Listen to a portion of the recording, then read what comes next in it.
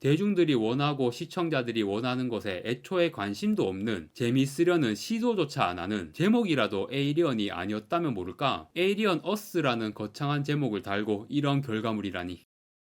안녕하세요. 다양한 대중문화 콘텐츠를 리뷰하는 남자 범인입니다. 이번 영상에서 리뷰할 작품은 2015년 8월부터 9월까지 공개된 디즈니 플러스 오리지널 시리즈 에이리언 어스입니다. 8월에 1화와 2화가 공개되었을 때 한번 리뷰를 했었는데요. 그때는 좋게 평가를 했습니다. 지구를 배경으로 한 에이리언 드라마에서 제가 기대를 했었던 요소들이 나왔기 때문에 그 점을 가장 높게 평가했습니다. 그런데 이후 내용이 진행될수록 점점 실망스럽더니 결국 이번에도 디즈니가 디즈니 했네요. 최종적으로 이 드라마는 아주 실망스럽다고 평가를 해야 할 것 같습니다. 마지막 에피소드가 9월 24일에 나왔습니다. 그날은 박찬욱 감독의 어쩔 수가 없다가 개봉한 날입니다. 이 두 콘텐츠를 묶어서 하고 싶은 얘기가 생겼어요. 일단 에이리언 어스를 먼저 리뷰하고 그 뒤에 에이리언 어스와 어쩔 수가 없다를 묶어서 제가 진짜 하고 싶은 얘기들을 좀 해보겠습니다. 우선 에이리언 어스의 내용을 간단하게 요약하면요, 8화 분량인데 솔직히 별 내용 없었습니다. 뻔히 예상되는 전개들이 나오고 결말은 당연히 시즌2를 예고하지만 제 기준에서는 굉장히 나쁜 방식의 예고입니다. 좀 더럽지만 쉽게 이해할 수 있는 비유로 똥 덜 닦은 기분으로 마무리하는 그런 결말을 선택했더라고요. 이것도 진짜 최악이에요. 장르물로서 클라이맥스가 없이 끝낸 거죠. 기승전결해서 기까지 하고 그 다음 승에서, 아니 승도 아니고 스 정도에서 끝난 느낌. 문제는 그 다음 전결이 궁금하지도 않아요. 아예 잘못된 길로 들어섰다, 그런 느낌이었습니다. 이게 어떤 내용이냐면요, 에이리언 세계관에서 기존 에이리언 작품들에 없었던 새로운 중요한 설정 두 가지가 이 드라마에 등장했습니다. 더 파이브 그리고 하이브리드. 더 파이브는 5개의 글로벌 대기업을 의미하고요. 국가나 정부가 더 이상 존재하지 않고 5개의 글로벌 대기업이 전 세계를 지배하고 있습니다. 기존 에이리언 작품들에서는 웨이랜드 유탄이라는 기업만 계속 등장했었는데 이 드라마에서는 웨이랜드 유탄이 외에 4개의 새로운 기업이 등장한 거죠. 앞으로 차기 시즌에서 더 스토리가 확장되면 다른 기업들의 이야기가 많이 나올지도 모르지만 첫 번째 시즌에서는 웨이랜드 유타니와 프로디지, 이 두 기업의 이야기만 나옵니다. 주인공들은 프로디지 소속이에요. 그리고 더 5와 함께 또 하나의 중요한 설정인 하이브리드. 에이리언 작품들에서는 또 빼놓을 수 없는 존재가 합성인간이잖아요. 인조인간, 거의 모든 에이리언 작품들에서 굉장히 중요한 역할을 하는 캐릭터로 등장하죠. 그런데 에이리언 어스에서 새로 등장한 설정인 하이브리드는 기존 합성인간은 인공지능으로 작동하는데 하이브리드는 인간의 의식을 다운로드한 합성인간입니다. 프로디지에서 만든 기술이에요. 기억이나 성격 이런 것까지 그대로 다 이식됩니다. 그렇게 의식이 다운로드된 후 인간 본체는 죽어요. 즉 인간이 새로운 합성인간 신체를 얻게 되는 거죠. 무엇을 위해서? 이 기술을 만든 사람은 인간의 영생의 길을 열었다 라고 표현합니다. 아직 상용화 단계는 아니고 아직은 테스트 단계이고 여러가지 예상 밖의 상황들이 벌어지죠. 그게 이 드라마의 주된 내용이기도 하고요. 하이브리드는 성인의 의식은 다운로드가 안되고 어린이의 의식만 다운로드하는 게 가능하다고 합니다. 불치병이나 장애가 있는 아이들 5명으로 하이브리드 5개체를 완성하게 되거든요. 그 아이들의 본래 육체는 죽고 새로운 합성인간의 신체를 얻게 되었죠. 그런데 합성인간은 기본적으로 성인의 외형이니까 성인의 모습을 하고 있지만 말하고 행동하는 건 어린이 같은 그런 캐릭터가 되었습니다. 인간이었을 때 이름을 쓰지 않고 새로운 이름을 받게 되는데 피터팬에 등장하는 아이들 캐릭터 이름이에요. 그런데 저는 피터팬에 대해 잘은 몰라서 웬디 말고는 다 모르는 이름이었습니다. 그런데 어쨌든 웬디라는 이름을 부여받은 캐릭터가 이 작품의 주인공입니다. 이렇게 더 5와 하이브리드라는 두 가지 새로운 설정으로 이 드라마 전체의 스토리를 이끌어가는 건데요. 더 5 중에서 웨이랜드 유타니와 프로디지, 이 두 기업 사이에 발생한 문제가 스토리의 시발점입니다. 웨이랜드 유타니의 우주 탐사선, 수십 년의 임무를 수행하고 지구로 귀환하는 우주선이 있는데 그 임무는 다양한 우주 생물을 수집하는 임무였어요. 임무를 완료하고 지구로 귀환하다가 거의 지구에 닿은 시점에 우주선 안에서 사고가 터집니다. 나중에 밝혀지는 사실인데 이 사고는 프로디지가 일으킨 거였습니다. 우주선 크루 중 한 명을 매수해서 이 우주선에 실린 우주 생물들을 가로채려고 한 거죠. 아무튼 사고가 터진 우주선은 프로디지 영역의 어느 대도시에 추락하고 처음 1, 2화에서는 그 추락 현장의 구조인물로 주인공들이 투입되어서 우주선과 우주선이 추락한 위치에 있는 거대한 빌딩, 그런 장소를 배경으로 제노모프와 여러 위험한 외계 생물들의 위협에 맞서는 SF 액션 서스펜스 장르로서 흥미진진한 내용들이 나오는 거예요. 그래서 제가 제노모프가 1, 2화가 재미있다고 한 거예요. 대도시의 거대한 빌딩이라는 배경 장소도 마음에 들고 벌어지는 상황들이 굉장히 재미있었는데 이 상황이 3화에서 바로 끝나버리더라고요. 제노모프는 주인공 웬디가 칼 한 자루 들고 1대1로 쓰러뜨려 버립니다. 합성인간의 신체 능력이 뛰어나다는 설정이 있긴 하지만 이건 뭐 슈퍼 히어로 레벨, 제노모프 상대로 완전한 우위에 있는 주인공을 등장시켜 버리는 건 이 단계에서 이미 이게 맞나 싶었거든요. 좀 불길했죠. 그 불길함이 맞아떨어졌고요. 아무튼 그래서 기껏 지구가 배경인 에이리언 작품을 만들었는데 대도시의 거대 빌딩, 시작은 좋았어요. 아무것도 모르는 민간인들이 학살당하는 장면도 나오고, 그런데 이 상황이 3화에서 바로 수습되더니 프로디지 창립자가 거주하고 있는 어떤 섬으로 배경을 이동합니다. 거기로 외계 생물들을 다 데려와요. 그러면 이제 뒷내용은 뻔하죠. 외계 생물들이 풀려나서 난장판이 벌어지는 섬이긴 하지만 사람은 많아요. 대부분이 보안 인력이죠. 웨일랜드 유타니의 우주 탐사 성과를 거의 강탈한 상황이었기 때문에 습격을 대비해서 보안 인력을 더욱 늘렸습니다. 이 많은 보안 인력들이 거의 다 제노모프한테 학살당하는데요. 제노모프의 학살 쇼를 제가 가장 기대를 하긴 했어요. 그런데 이 드라마에서 보여준 장면과 내용들은 진짜 재미가 하나도 없었습니다. 에이리언 1편에서 단 한 마리의 제노모프가 얼마나 무서운 존재였습니까? 우주선이라는 고립된 공간에 변변한 무기도 없어서 그런 거예요. 에이리언 2편에서는 막강한 화력의 해병대가 등장했는데 하필 제노모프들과 처음 조우한 장소는 폭발의 위험 때문에 총을 쓸 수가 없었어요. 그리고 해병대의 본진격이라고 할 수 있는 우주선에 제노모프 한 마리가 쓱 들어가서 조종사를 죽이고 그 결과 우주선이 추락해 폭발하면서 본진이 날아갑니다. 제노모프라는 외계 생물 자체가 가지고 있는 공포보다는 제노모프의 위협에 맞서고 있는데 상황이 점점 불리해지고 위기가 고조되는 게 그게 제노모프와 싸우는 내용의 핵심이거든요. 모든 재미가 거기서 나옵니다. 제노모프가 딱 등장했을 때 지금까지 진행된 내용의 결과로 답이 없는 상황이 된 순간 그때 공포가 극대화되는 거예요. 그런데 이 드라마에서는 그런 내용이 전혀 없어요. 탁 트인 개활지에서 무장한 보안요원 여러 명이 제노모프를 맞닥뜨렸어요. 답이 없는 상황이 전혀 아니잖아요. 싸우면 충분히 이기겠구먼. 물론 나름대로 제노모프가 기습을 했다는 식으로 연출하긴 했지만 이거는 눈 가리고 아웅이에요. 아무 의미가 없습니다. 제노모프가 등장하는 상황의 공포를 연출하는 내용과 장면을 이 드라마는 사실상 하나도 안 넣은 겁니다. 상황의 연출을 그냥 방치한 수준. 마치 제노모프가 위협이 되는 상황 자체가 제노모프의 존재 자체에 귀속이 되기라도 한 것처럼. 그런데 그게 아니죠. 그런 상황은 스토리와 연출로 만들어야 하는 겁니다. 그게 없기 때문에 제노모프는 이 드라마에서 그저 등장만 했을 뿐이고 장르적인 재미를 만들어내는 역할을 전혀 하지 못했습니다. 이 드라마는 에이리언이라는 제목을 쓸 자격이 없다. 그나마 1화, 2화, 그리고 5화. 5화는 과거 시점 내용으로 추락한 우주선에서 어떤 일이 벌어졌는지 밝혀지는 내용인데요. 에이리언 1편과 비슷하지만 훨씬 열화된 짝퉁입니다. 그래도 그나마 볼만한 에피소드가 있다면 5화입니다. 그 외에 프로디지 창립자의 섬에서 벌어지는 내용들은 장르적인 재미가 전무해요. 그러면 도대체 이 드라마에 무슨 내용이 있는 건가? 외계 생물들의 탈출이 메인 스토리가 아니고요. 하이브리드의 각성이라고 해야 하나? 어린이들의 의식을 다운로드한 존재들이잖아요. 그래서 처음에는 뭐가 뭔지도 모르는 상태로 어버버하고 있어요. 그런데 차츰 본인들의 능력과 잠재력을 깨닫고 이 섬에서 일종의 반란을 일으키게 되는 겁니다. 프로디지의 창립자 그리고 프로디지 소속 연구 직원들이 하이브리드를 인격체가 아닌 실험체 내지는 기업의 자산으로 취급하고 여러 가지 통제를 하거나 뭔가 좀 이상한 생각이나 행동을 한다 싶으면 기억을 삭제해버리기도 하고 그런 심한 짓들을 한단 말이에요. 그런데 알고 보니 하이브리드는 굉장한 잠재력을 가진 존재였고 제가 볼 때 주인공이 웬디는 이 드라마에서 거의 신적인 존재로 표현이 된 것 같습니다. 제노모프가 내는 소리를 흉내내가지고 제노모프를 조종하기까지 해요. 이쯤 되면 제노모프가 이 드라마에서 들러리로 전락한 정도가 아니고 등장하는 모든 장면이 굴욕으로 보일 정도, 그 정도로 제노모프의 존재가 작아집니다. 심지어 엄청난 킬수를 올렸는데도 그래요. 프로디지의 창립자 보이 카발리어라고 사실상 이 드라마의 메인 빌런인데요. 엄청난 천재이고 오만함이 하늘을 찌릅니다. 이 양반의 평생의 소원이 자기보다 더 뛰어난 존재를 만나보는 거예요. 마지막에 웬디에게 잡혀서 묶인 상황에서 웬디를 보면서 기묘한 웃음을 짓거든요. 자기가 만들어낸 하이브리드가 자기를 훨씬 뛰어넘는 존재가 되어서 그거에 대해 웃음을 짓는 거겠죠. 웬디와 하이브리드 동료들이 앞으로 어떤 일을 벌일지 궁금하긴 한데 재미있는 내용이 나올 것 같지는 않습니다. 애초에 이번 시즌 1에서 장르적인 재미나 대중적인 재미를 다 내다버린 그런 내용만 줄창 보여줬기 때문에 피터팬 이야기 계속하고 사이보그, 합성인간, 하이브리드 이렇게 기계화 인간을 세 종류나 등장시켜서 계속 다층적으로 철학적인 질문을 던지려고 하고 박찬욱 감독의 어쩔 수가 없다를 최근에 본 참이기 때문에 에이리언 어스를 보면서도 계속 그런 생각이 들더라고요. 작품의 내용과 장면들의 온갖 은유와 상징들을 때려넣고 사회적 메시지라든지 철학적인 질문 같은 것들을 던지려고 하잖아요. 우선순위의 망각이라는 생각이 들지 않을 수 없네요. 사실 박찬욱 감독 영화는 늘 그랬기 때문에 이제 와서 이런 얘기하는 게 이상하긴 한데요. 미장센이 특출난 영화는 장점과 단점이 있습니다. 화면 안에 엄청 많은 요소와 의미들이 들어있기 때문에 좋은 영화다, 마음에 드는 영화다 라는 판단이 들면 여러 번 반복 관람하면서 아주 기분 좋게 씹고 뜯고 맛보고 즐길 수 있는 그런 영화가 되는 거죠. 그런데 영화의 내용이나 캐릭터 같은 핵심 요소들이 잘 안 먹히잖아요. 그러면 한 번 보는 것도 엄청 피곤한 영화가 됩니다. 솔직히 저는 어쩔 수가 없다가 그 정도는 아니었는데요. 제 생각보다 평가가 너무 안 좋더라고요. 평론가들 평가보다는 일반 대중 반응이 매우 안 좋은 양상으로 가고 있습니다. 어떤 감독이라도 흥행 욕심은 다 있을 거고 이 작품은 박찬욱 감독의 작품 중에서도 특히 흥행이나 대중성에 대해서 많은 고민을 하고 만든 결과물이라는 느낌이 들었어요. 저는 그렇게 느꼈습니다. 지금 에이리언 어스와 묶어서 얘기하고 있지만 이놈들은 그냥 디즈니가 디즈니 했다. 대중이 뭔데? 시청자가 뭔데? 그런 태도로 만든 드라마. 하지만 어쩔 수가 없다는 그런 느낌까지는 아닙니다. 그렇다 해도 개봉 후 일반 관객들 반응이 이러니까 의도와 결과가 어긋난 지점이 생긴 거죠. 물론 어쩔 수가 없다가 최종적으로 어느 정도 흥행 성적을 거둘지 아직은 모릅니다. 그래도 어쨌든 지금 나오고 있는 안 좋은 반응들을 보면 박찬욱 감독이 생각하고 추구하는 대중성과 실제 대중들이 원하는 것 사이에 커다란 장벽이 존재하고 있는 게 느껴지네요. 단지 이 작품에 국한되는 얘기도 아니고 요즘 시대에 수많은 콘텐츠들이 그렇죠. 특히 뭐랄까 메시지가 앞서는 작품들, 메시지를 넣더라도 스토리의 재미나 캐릭터의 매력 이런 기본적인 것들을 우선 챙기고 그런 걸 하면 괜찮은데 안 그런 작품들이 너무 많으니까 대중문화 콘텐츠의 위기라고 하면 언제나 이런 상황들이 가장 큰 원인 중 하나가 아닌가 그런 생각을 합니다. 그런데 솔직히 어쩔 수가 없다는 제가 이런 이야기를 하면서 싸잡아 먹는 게 좀 억울한 느낌이 있죠. 지난번 리뷰에서도 말했듯이 저는 이 영화를 나쁘게 평가하지는 않으니까요. 그런데 에이리언 어스는 이거는 진짜 답도 없다. 대중들이 원하고 시청자들이 원하는 것에 애초에 관심도 없는 재미있으려는 시도조차 안 하는 무려 제노모프를 등장시켜 놓고 제노모프는 대중문화 아이콘입니다. 그런 아이콘을 이따위로 취급한다? 제목이라도 에이리언이 아니었다면 모를까? 에이리언 어스라는 거창한 제목을 달고 이런 결과물이라니. 많은 사람들이 수많은 OTT 중에서 디즈니 플러스만은 넷플릭스와 대등한 레벨까지 성장할 거라고 예상하고 기대도 했어요. 안 되는 데는 다 이유가 있다. 디즈니야 디즈니야 언제쯤 정신 차릴래? 이런 공허한 외침을 남기면서 이번 영상은 마무리하겠습니다. 구독과 좋아요 부탁드립니다. 시청해주셔서 감사합니다.